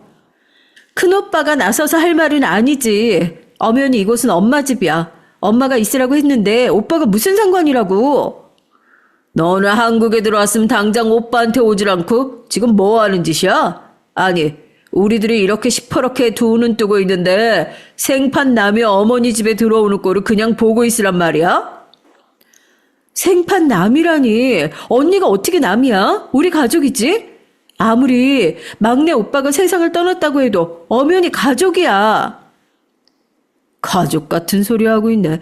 그 새끼가 어떻게 네 오빠야? 네 오빠는 나랑 둘째 둘뿐이야. 정신 차려.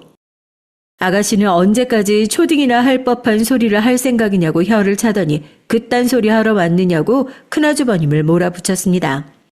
시어머니께서는 빨리 들어오지 않고 뭐 하느냐고 소리를 높이셨죠. 전 아가씨와 함께 급하게 안방으로 들어갔어요. 맨 뒷자리에 앉는데 작은 아주버님께서 가족들끼리 얘기하는 자리에 왜 아무나 들어오느냐고 저를 똑바로 보면서 말했죠. 전 그 시선을 마주하면서 전혀 거리낄 것이 없다는 표정을 지어 보였습니다. 시어머니께서는 말을 가려하라고 따끔하게 한마디 하시고는 앞으로 저와 함께 이곳에서 살 예정이라고 하셨어요. 그러니 2번 다시 저를 함부로 대할 생각은 하지 말라고 말이죠. 당연히 아주버님 2분은 강력하게 반대를 하셨습니다. 마치 제가 시어머니께 기생해서 살아가는 것처럼 아주 저를 깔아뭉개고 짓밟으셨어요. 하지만 시어머니께서는 오히려 그런 2분에게 아직도 어린애처럼 굴 생각이냐고 소리를 치셨고요. 큰아주버님은 답답하다는 듯이 가슴을 치시더니 손가락으로 절 가리키고는 저런 것과 어떻게 살 생각을 하시냐고 언성을 높이셨죠. 진짜 가관이었습니다. 어떻게 저렇게 무식하고 사람을 배려할 줄 모르는 인간이 선생님을 하고 있는지 의문이었어요. 그따위 소리 하려거든 앞으로 내 집에 올 생각도 하지 마. 돌아가신 아버지가 말씀하셨다. 늘 형제들끼리 서로 돕고 이해하려 노력하면서 살라고. 그런데 너희는 한 번도 막내를 가족으로 대하지 않았지. 내가 그때 엄하게 가르치지 못하고 너희도 충분히 혼란스러웠을 테니 받아들일 때까지 기다린 것이 이렇게 후회가 될 줄은 몰랐다. 세상에 어떻게 너희는 끝까지 이 모양이냐. 분명 어머니 나중에 후회하실 거예요. 저런 인간을 믿은 것에 대해 피눈물을 흘리시는 날이 꼭 올 겁니다. 큰오빠, 무슨 저주도 아니고 어떻게 엄마한테 그런 말을 해? 우리를 내치신 건 어머니예요. 나중에 다른 말 하지 마세요. 작은 아주버님은 시어머니의 뜻이 확고해 보이자 벌떡 자리에서 일어나더니 저를 노려보고는 그대로 나가버렸습니다. 큰아주버님께서는 몇 번이고 시어머니께 생각을 다시 해보셔야 한다고 설득을 하셨지만 소용없었고요. 그렇게 큰아주버님께서도 화가 나신 상태로 나가버리셨어요. 큰형님께서는 미련이 뚝뚝 흐르는 얼굴로 시어머니께 끝까지 이렇게 나오실 생각이냐고 물어보더라고요.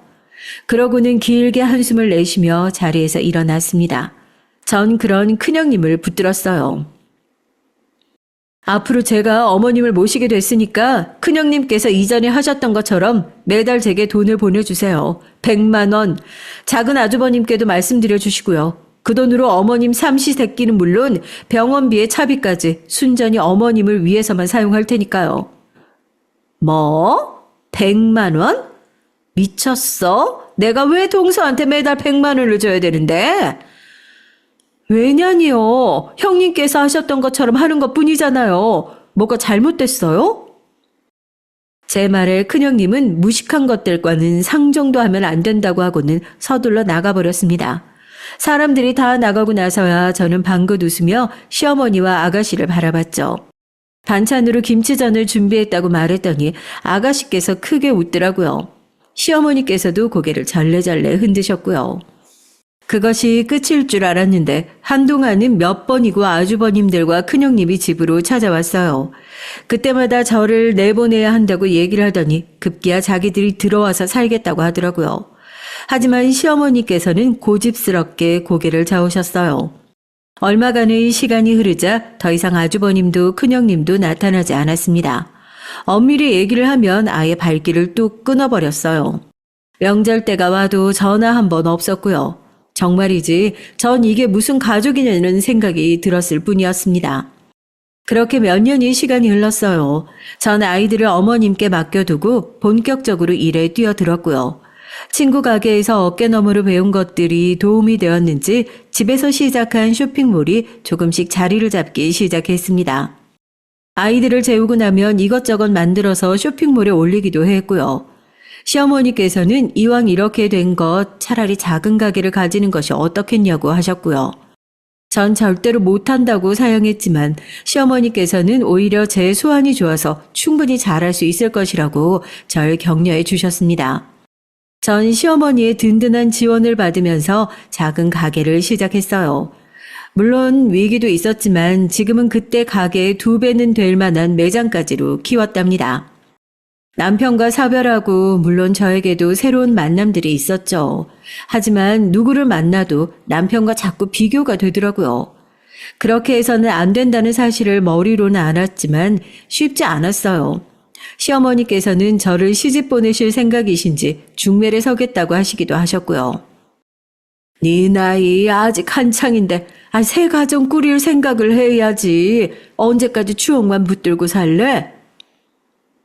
어머님, 제가 귀찮으세요? 왜 자꾸 절 시집 보내지 못해 안달이세요? 전 어머님이랑 우리 두 아들만 있으면 되는데. 네가 부족한 게 뭐가 있다고 혼자 그러고 있어. 좋은 사람 만나서 재혼도 하고 그래야지.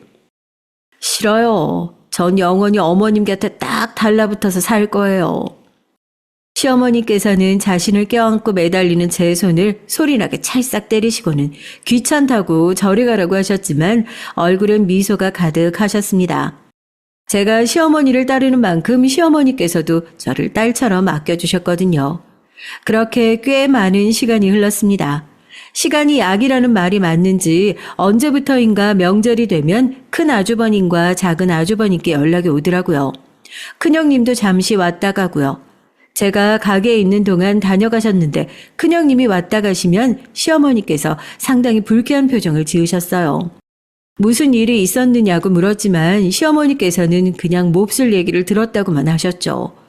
그 일이 뭔지 너무 궁금했지만 전 그냥 알겠다고만 하고 넘어갔습니다. 하지만 며칠 뒤 큰 아주버님께서 퇴근길에 잠깐 들리신 것인지 저녁 시간에 집에 오셨어요. 제 쪽으로는 시선도 주지 않고는 다짜고짜 시어머니께 어떻게 그러실 수 있냐고 화를 내더라고요. 전 갑자기 찾아와서 무슨 짓인가 싶어 한마디 하려는데 시어머니께서 막으셨습니다.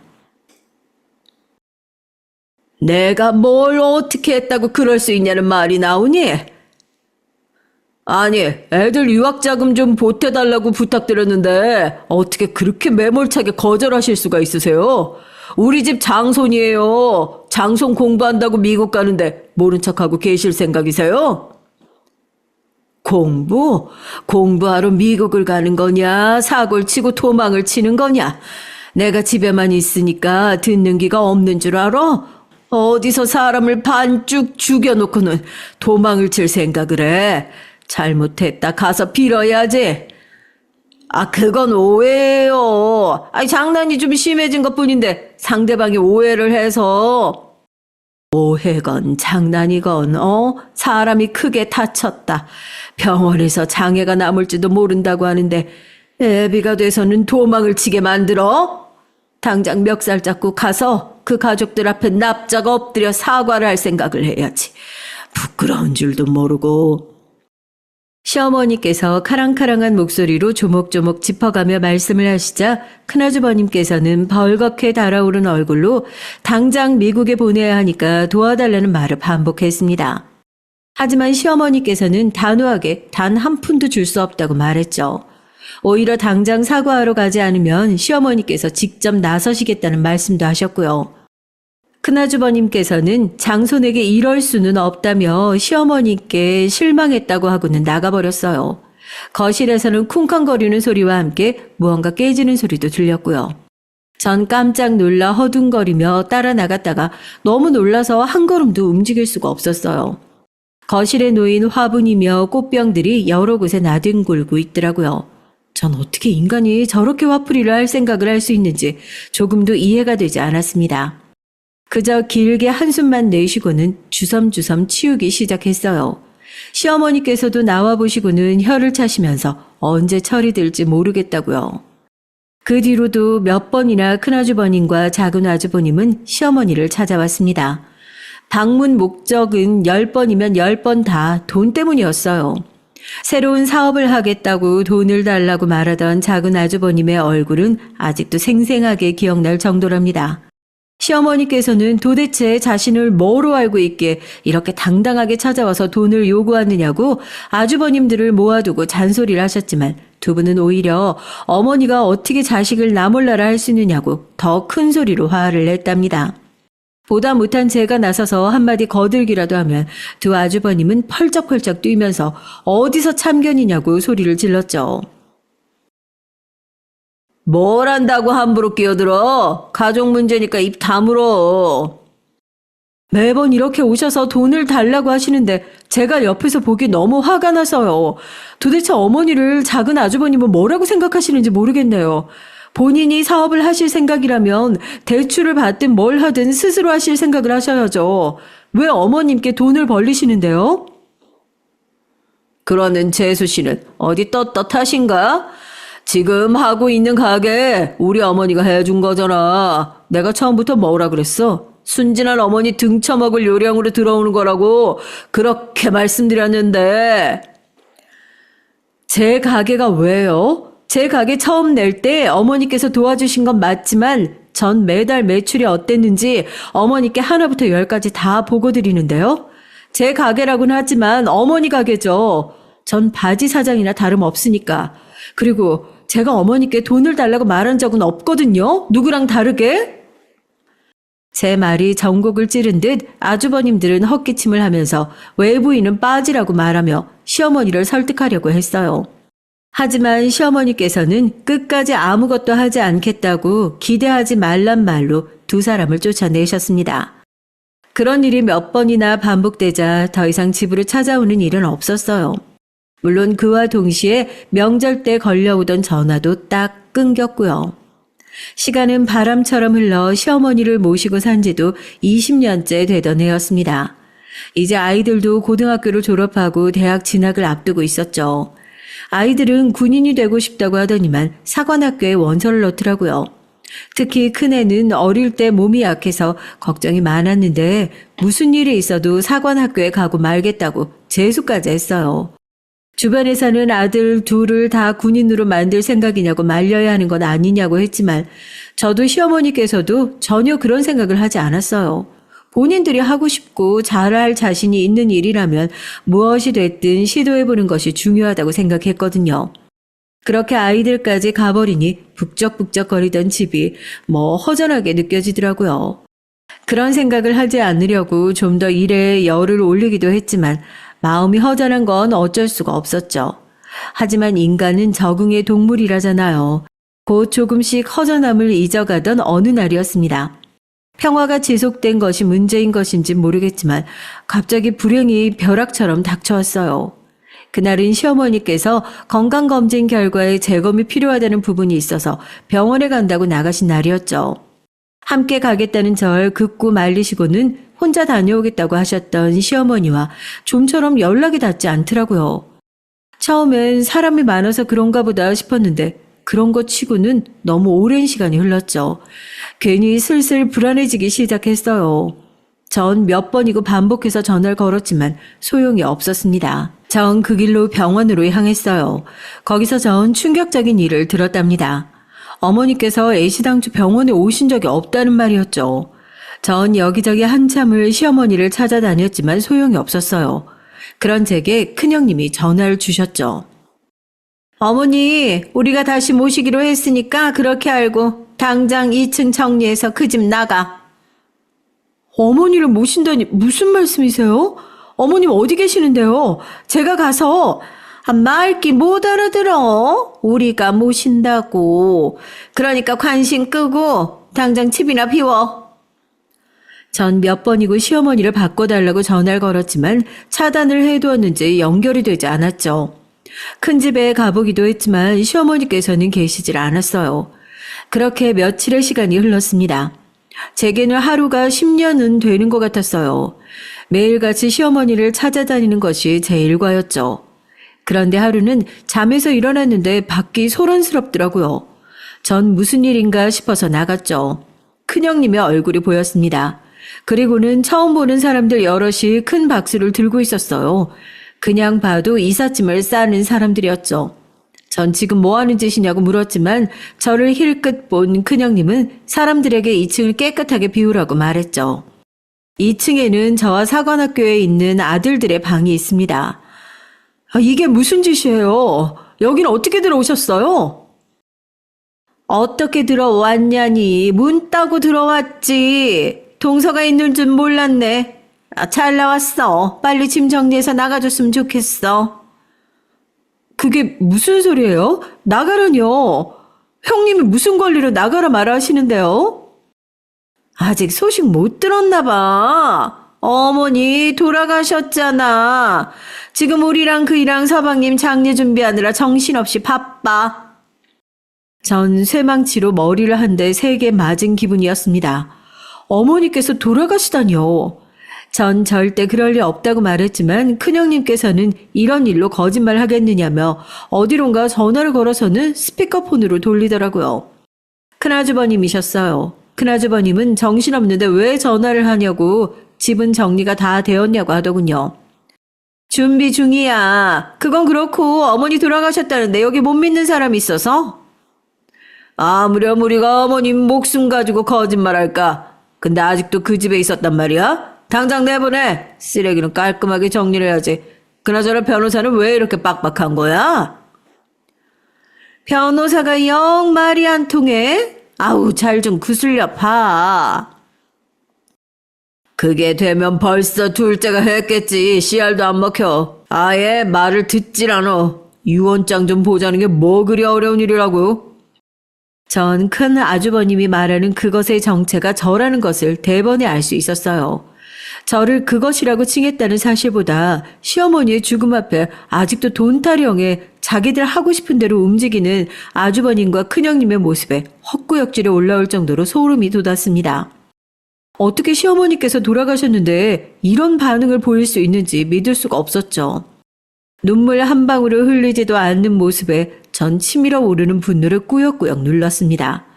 큰형님은 들었으면 당장 꺼지라고 말했지만 전 시어머니 마지막 가시는 순간까지 한 발자국도 움직이지 않겠다고 말했어요. 큰형님은 유언장에 이름이라도 있길 바라냐고 하더니 설사 그런 일이 있더라도 다 자기들이 알아서 처리를 할 예정이라며 그런 기대를 절대 하지 말라고 엄포를 놓더라고요. 그 말에 참고 있던 화가 폭발하고 말았습니다. 짐승맛도 못한 것들. 어떻게 어머니께서 돌아가셨는데 그렇게 눈물 한 방울도 흘리지 않고 돈돈거릴 수가 있는 건데 그러고도 너희가 무사할 것 같아? 눈물? 누가 본다고 그런 비생산적인 것을 흘리는데? 진짜 너희들은 인간이 아니야. 알아? 큰형님은 시어머니가 마지막 가시는 길은 보겠다는 제 말을 깡그리 무시하고 사람을 시켜 저를 밖으로 끌어냈어요. 전 절대 못 움직인다고 버텼지만 남자들의 억센 힘엔 당할 재간이 없더라고요. 1시간 정도 지났나 아주버님들이 서둘러 집으로 들어가는 것이 보였습니다. 전 두 분을 붙들고 진짜 시어머니가 돌아가신 것이냐고 물었지만 두 사람은 그런 제 말에는 대답도 하지 않고 아직도 여기서 어슬렁거리는 중이냐고 호통을 치더라고요. 그러고는 당장 꺼지라고 하면서 절 밀쳤어요.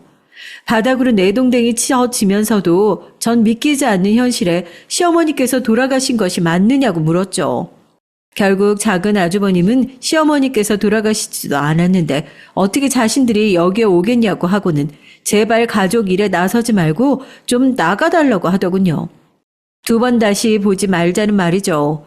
시어머니가 정말 돌아가셨다는 소리에 한동안 멍하게 길거리에 앉아있던 전 박스를 하나 둘 들고 나오는 사람들을 보고는 불이 나게 집 안으로 들어갔어요.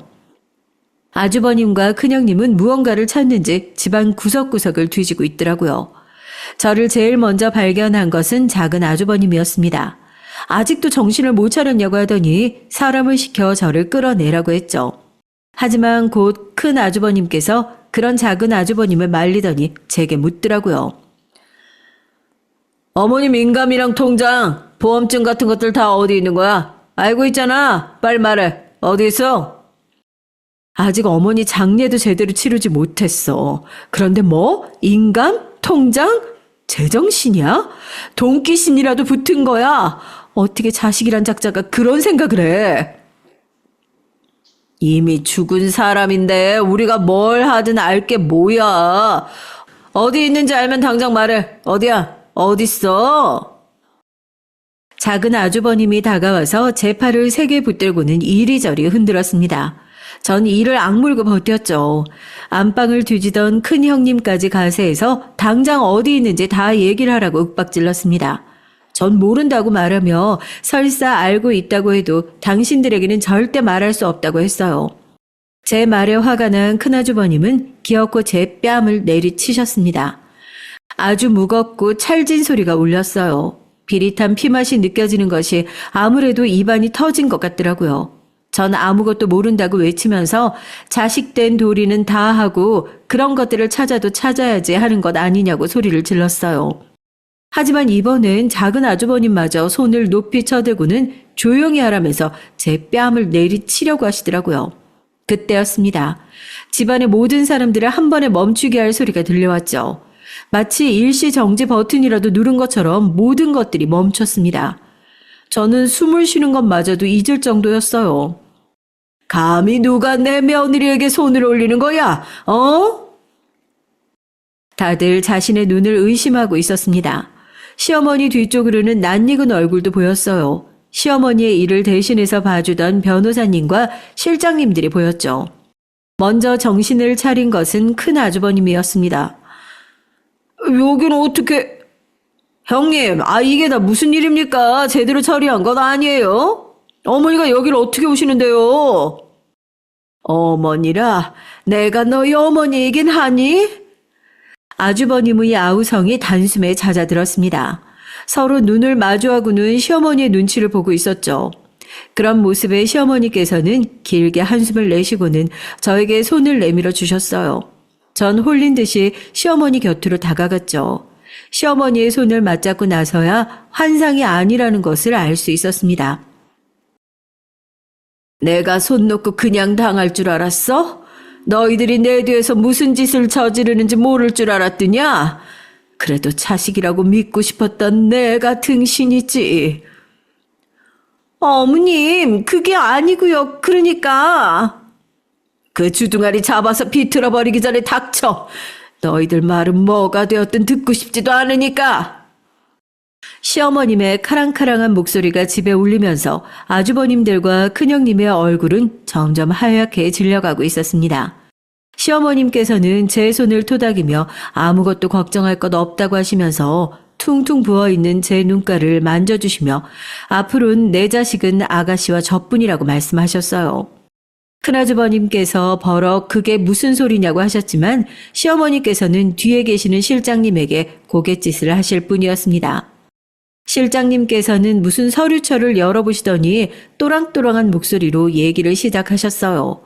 처음엔 이게 무슨 소린가 했는데 뒤로 갈수록 기함을 토할 일들이 한가득이더라고요. 시아버님의 연줄로 사립학교에 들어간 큰 아주버님께서 학부모에게 돈을 받고 수행평가 성적을 날조했더라고요. 그 돈으로 불법 도박을 일삼고 있었고요. 도박이 사람을 미치게 하잖아요. 당연히 집안을 거덜내고 있었습니다. 거기다 명품에 환장한 큰형님은 씀씀이를 견디지 못해 결국에는 회사 돈에 손을 대기 시작했는데 지금은 감당 불가할 규모까지 이르렀다고 하더라고요. 작은 아주버님의 상황도 크게 다르지 않았습니다. 시어머님 이름을 팔아 사업을 시작하긴 했지만 제대로 된 비전도 없이 여기저기 일만 만들어서 투자자를 모은 모양이더라고요. 그렇게 모은 돈으로 다른 쪽 사고 친 것을 수습하기 바쁜 상태였죠. 실장님은 이 모든 자료를 해당 기관에 넘겨 합당한 징계와 처벌을 받을 수 있도록 조치를 취하겠다고 말했습니다. 얘기를 들은 작은 아주버님은 불같이 화를 냈어요. 어머니, 어떻게 자식들한테 이렇게 하실 수가 있으세요? 자식이 고소당하게 생겼는데 상대방에게 자료를 주다니요. 어머니, 정말 실망입니다. 그 새끼 살아있었어도 그렇게 하셨겠어요? 나한테 어떻게 자식에게 이럴 수 있냐고 따지기 전에 너희가 자식으로서 무슨 짓을 했는지부터 생각하렴. 언제까지 내 탓하고 아버지 탓을 하고 막내 탓을 할 거야? 아주버님과 큰형님은 뭐라고 소리를 지르면서 화를 내더니 나중에는 살려달라고 빌기 시작했어요. 하지만 시어머니께서는 시선 하나 주지 않으셨습니다. 그리고는 모든 것을 다 스스로 만든 업보라고 하시면서 당장 집에서 나가라고 말씀했어요. 물론 순순히 알겠다고 하고 나갈 사람들은 아니었죠. 실장님이 곧 사람을 데리고 와서는 세 사람을 밖으로 끌어냈습니다. 안방은 정말이지 전쟁터가 따로 없었어요. 한동안 그 모습을 바라보던 시어머니께서는 두 눈을 질끈 감으셨죠. 입꼬리가 파르르 떨리는 모습에서 시어머니께서 얼마나 속이 상하셨는지 고스란히 느껴지더라고요. 전 시어머니의 손을 강하게 잡았습니다.